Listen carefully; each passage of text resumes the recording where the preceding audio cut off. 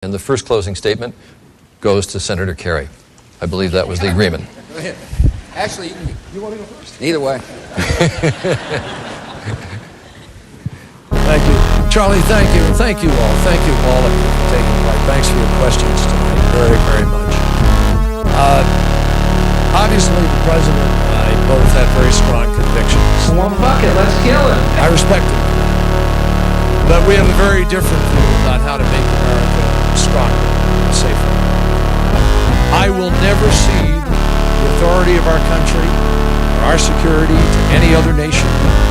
I'll never give a veto of American security to any other entity.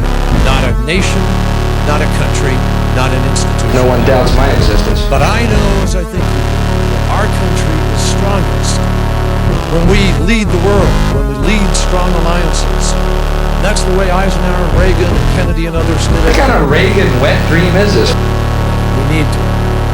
I have a plan that will help us go out and kill and find the terrorists, and I will not stop in our effort to hunt down and kill the terrorists. Man, if you're gonna kill somebody, have some fucking taste.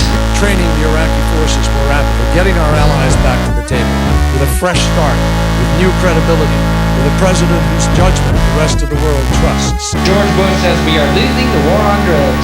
I believe we have a crisis here at home, a crisis of the middle class. There's a war going on, and people on drugs are winning it. Ah! I have a plan to provide health care to all Americans. I have a plan to provide for our schools so we keep the standards, that we help our teachers teach, elevate our schools by funding No Child Left Behind. I have a plan to protect the environment so that we leave this place in better shape to our children than we were handed it. We live on like the third mile from the sun. That doesn't piss anybody off anymore. I'm an optimist. I'm a fucking ray of sunshine, dude. Be fiscally responsible and to create the new jobs of the future. We can do this. I ask you the privilege of leading our nation to be stronger at home and respected in the world. Thank you. And a closing statement from President Bush. Charlie, thanks. Thank you all very much. It's been enjoyable. Great contest for the presidency is about the future. Who can lead? I'm behind you 100%. We've been through a lot together as a country. Been through a recession, corporate scandals, war. Every time I see a hijacking on the news now, I just think to myself, do it.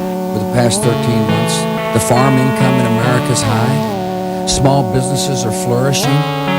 Home ownership rate is an all-time high in America. We're on the move. On planes that won't take off. What to do to keep this economy going? Keep the taxes low. Do it. Don't increase the scope of the federal government. Keep regulations down. Do it. Legal reform.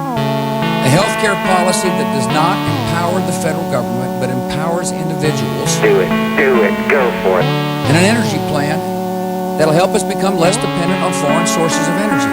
I have thought about doing that. And abroad, we're at war. And it requires a president who is steadfast and strong and determined. I vowed to the American people after that fateful day of September the 11th that we would not rest nor tire I'm so tired. until we're safe. The 9/11 Commission put out a report that said America is safer, but not yet safe. There's more work to be done. We'll stay on the hunt on Al-Qaeda. We'll deny sanctuary to these terrorists. We'll make sure they do not end up with weapons of mass destruction. It's the great nexus, the great threat to our country, is that these haters end up with weapons of mass destruction. This is a hijacking. But our long-term security depends on our deep faith in liberty. And we'll continue to promote freedom around the world. Freedom is on the march. Tomorrow, Afghanistan will be voting for a president. Get this motherfucking plane off the ground now. We'll make this world more peaceful. God bless.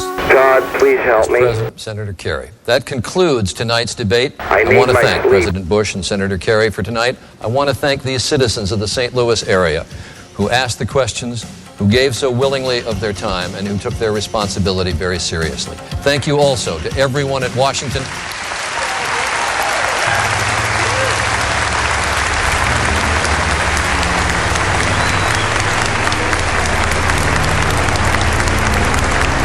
I want to thank everyone at Washington University in St. Louis for being such gracious hosts. I'm Charles Gibson from ABC News from St. Louis. Good night.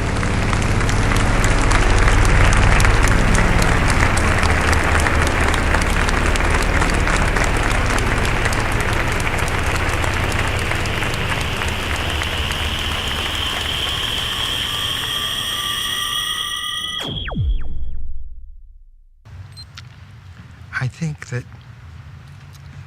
it would be better for getting rid of government to have a bad president rather than a seemingly good one.